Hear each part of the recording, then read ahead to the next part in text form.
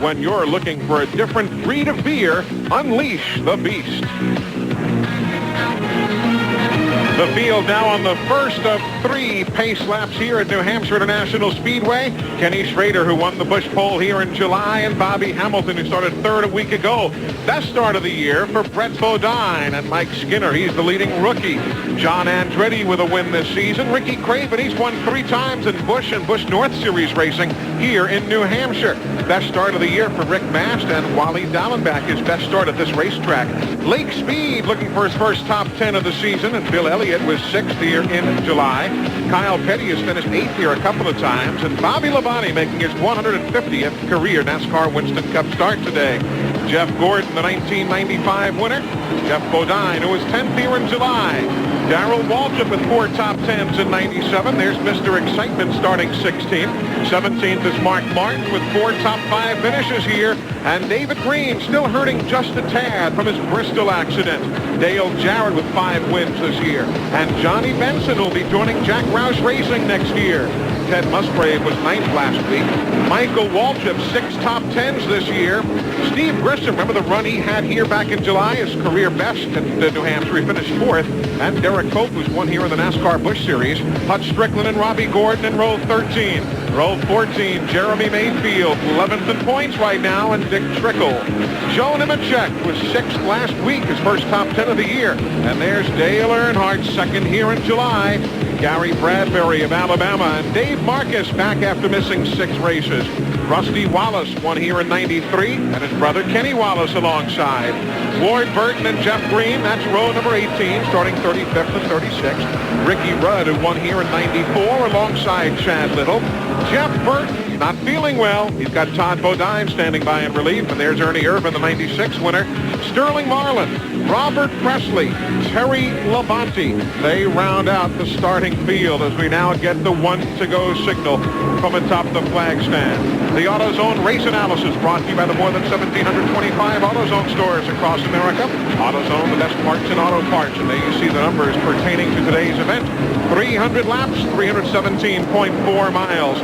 Mark Martin carrying cameras for us today from middle of the field, starting 17th. Mike Skinner will do likewise in the Lowe's machine.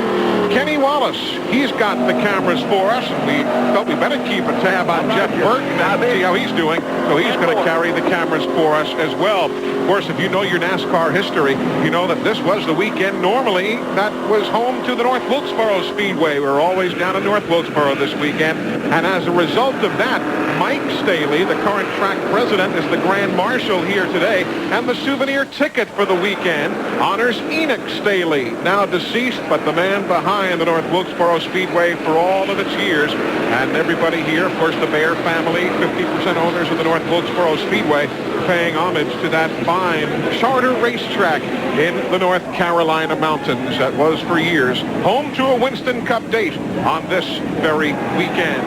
Here we go. Pace cars pulling off. Glad you're tuned in to TNN Motorsports. Let's sit back and watch it together.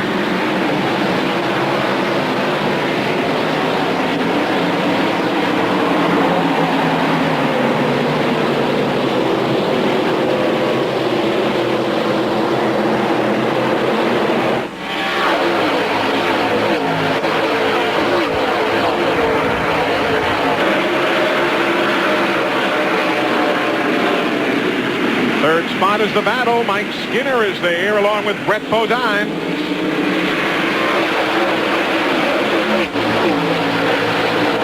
And with 1 lap complete, they'll now go 3 wide behind these fellas right there. And that's Skinner going way wide. As you can see, the in-car camera there, Mike Skinner got in the corner very hot, got outside the groove there, and almost got into the outside wall. Preferred line is on the bottom here. Second groove is the second preferred line. Nobody wants to be up as high as Skinner just went. Of course, the track has changed this weekend. Temperatures really played a factor as you see Bobby Hamilton going for the lead on Kenny Schrader. Look at Ricky Craven in the 25, the red car there on the inside, trying to get by Schrader as they head off turn 2. This car has been really good for Ricky Craven all week long. You see him tucked in there very tight down the back straightaway right behind Hamilton. Craven has won here 3 times. He's won a Grand National race, a Grand National North, 2 wins here. This is his 22nd start in New Hampshire. Incredible for a racetrack that's only been around since 1990. Bobby Hamilton with the lead for a moment as we see from high above the New Hampshire International Speedway how Craven makes the inside groove work for him.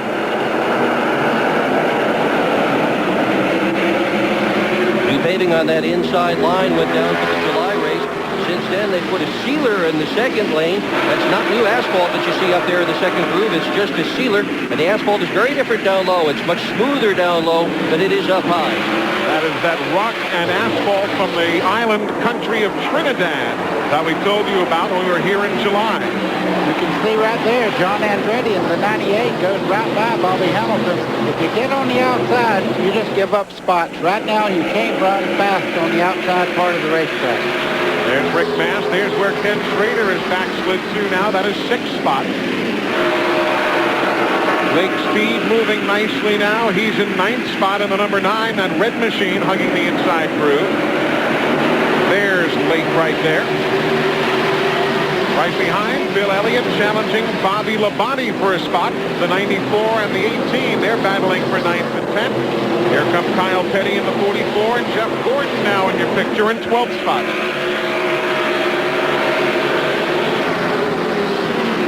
Schrader started on the pole back in July as well. Tried a trick setup there. It didn't work. He's back to something much more conventional for today's race.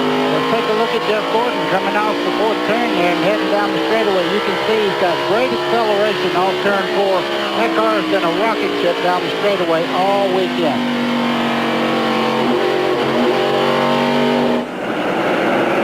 Working lap number 6 of 300 here today. Kyle Petty has been fast this whole time as well in that number 44. There's Ernie Irvin in the mix there, the number 28 machine, starting way back. He's up to 34th position now. A long way to go, Matt. He's got to be kind of patient. Patience is not the word for it today, Eli. He started 40th. This is the same place where he scored his first comeback victory, but to get win number 2, it's going to be a long haul today. Ernie was feeling a little nauseous and under the weather this morning.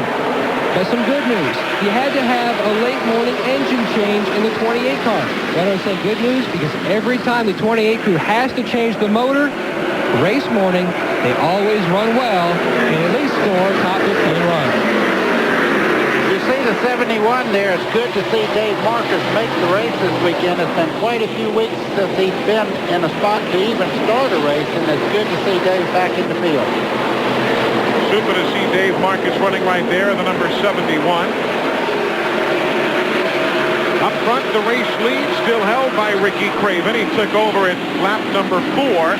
Jeff Burton still driving the Exide Batteries Ford. Todd Bodine is there, standing by in relief, driver's suit on, ready to go if needed. Welcome back, everybody, as we are live with you at New Hampshire International Speedway. Bill Elliott in the 94, Jeff Bodine in the 7. They're running 9th, 10th, 11th, and 12th. A lot of activities going on here in the early stages. Caution free thus far. Not because a couple of guys haven't tried, but there just haven't been any cautions thus far. Ricky Craven leading since lap 4, the last 26 laps.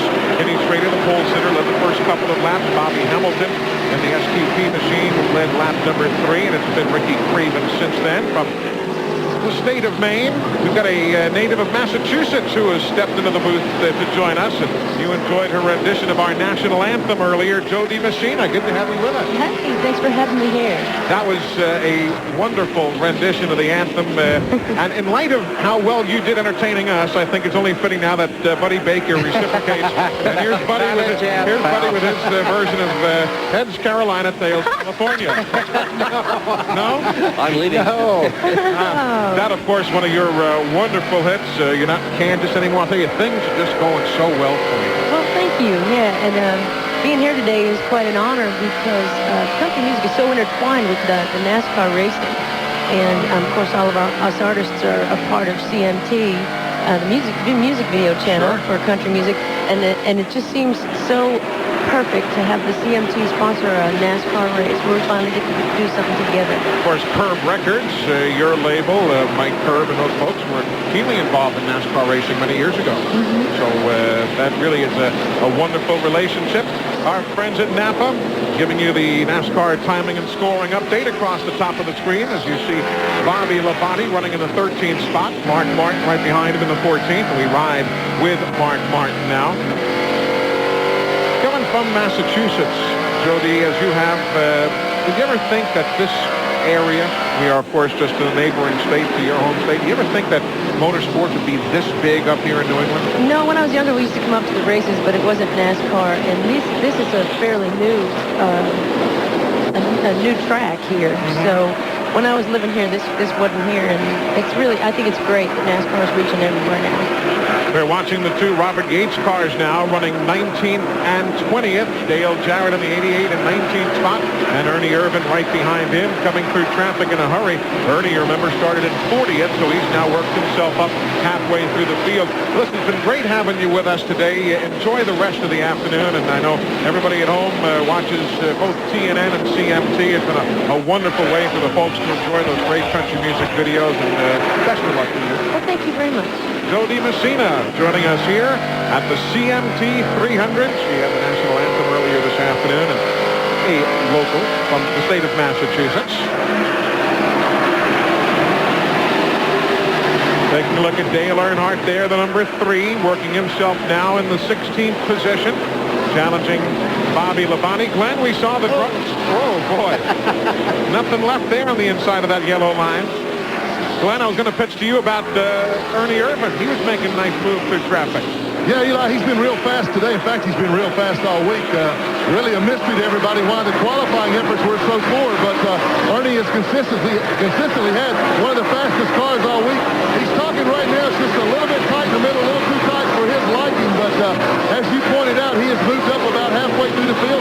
Already caught his teammate, the 88 car, Dale Jarrett. So Ernie was one of the guys. When I talked to the people in the garage area this morning, they all told me, said, just wait.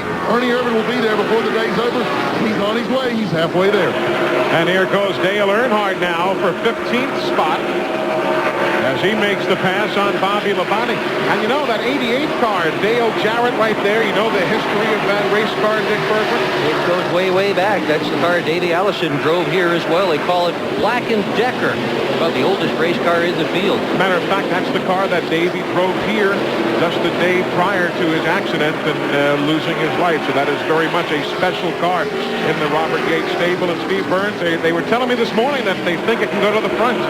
Yeah, but right now, Eli, Dale Jarrett just radioed in and says they've developed the push. Now, the race here in July, the teams were chasing the clouds. It was cloudy in and out all day long. Today it's been bright sunlight, so some of the teams are concerned about their handling situations early, and Dale Jarrett has developed a small push. So we'll follow that.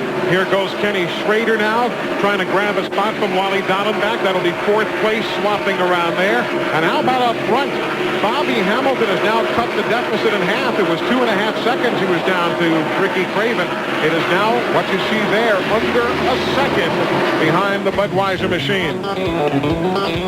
We're early in New Hampshire on a beautiful day.